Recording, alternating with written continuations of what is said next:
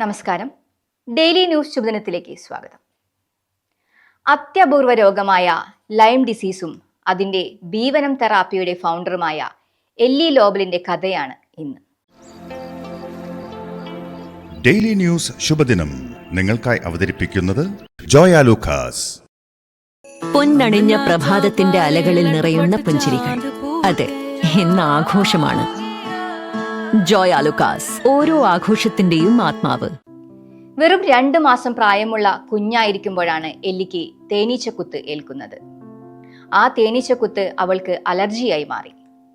കുറേ ദിവസം ശ്വാസം പോലും എടുക്കാൻ ബുദ്ധിമുട്ടി അവൾ ഹോസ്പിറ്റലിൽ കിടന്നു.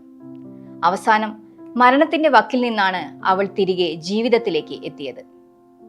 അതിനുശേഷം എല്ലിയുടെ അമ്മ അവൾ തേനീച്ചയുള്ള ഭാഗത്തേക്ക് പോകാതെ ശ്രദ്ധിക്കുമായിരുന്നു. കാലം കടന്നുപോയി. എല്ലി വിവാഹിതയും 3 കുട്ടികളുടെ അമ്മയുമായി. അങ്ങനെ ഒരു ദിവസം എല്ലിയുടെ ദേഹത്ത് നിറയെ റാഷസ് പ്രത്യക്ഷപ്പെട്ടു. ദിവസങ്ങൾ കഴിയുന്തോറും അവ കൂടി വന്നു. എല്ലി ആശുപത്രികൾ കയറിയിറങ്ങി. പിന്നീട് അവളുടെ ജീവിതം വർഷങ്ങളോളം വീൽചെയറിലും കട്ടിലിലും ആയി മാറി. അവൾ മരിക്കാൻ തീരുമാനിച്ചു. അതിനായി സ്വസ്ഥമായ ഒരിടത്തേക്ക് അവൾ മാറി. കൂടെ ഒരു ഹോം നേഴ്സും ഉണ്ടായിരുന്നു.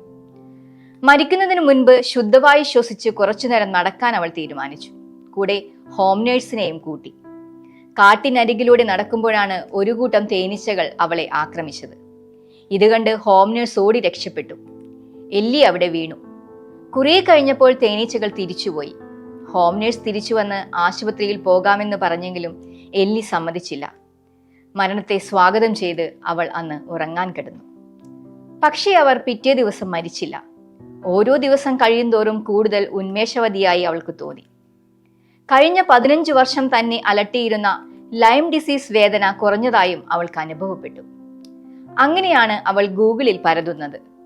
അപ്പോഴാണ് അവൾ ഒരു പഠനം കാണുന്നത്. ആഫ്രിക്കൻ കില്ലർ തേനീച്ചകളുടെ കുത്തുകിട്ടിയാൽ ലൈം ഡിസീസ് ഭേദപ്പെടും എന്ന്. ആ തേനീച്ചക്കൂട്ടം തന്റെ അസുഖം മാറ്റാൻ വന്ന മാലാഖമാരായിരുന്നുവെന്ന് എല്ലി ലോബൽ തിരിച്ചറിഞ്ഞു. ഇന്നവർ ലൈം ഡിസീസിനുള്ള ബീവനം തെറാപ്പിയുടെ ഫൗണ്ടറും ക്രിയേറ്ററുമാണ്. പ്രതീക്ഷയുടെ എല്ലാ തുരുത്തും അവസാനിച്ചു എന്ന് കരുതുന്നിടത്ത് ചിലപ്പോഴൊക്കെ ഒരു മരുപ്പച്ച പ്രത്യക്ഷപ്പെടാറുണ്ട്. ആ പ്രതീക്ഷയാണ് നമ്മുടെ മുന്നോട്ട് വയ്ക്കുന്ന ഓരോ കാൽവയ്പിന്റെയും കാതൽ. ശുഭദിനം. ഡെയിലി ന്യൂസ് ശുഭദിനം നിങ്ങൾക്കായി അവതരിപ്പിക്കുന്നത് ജോയ ലൂക്കാസ്.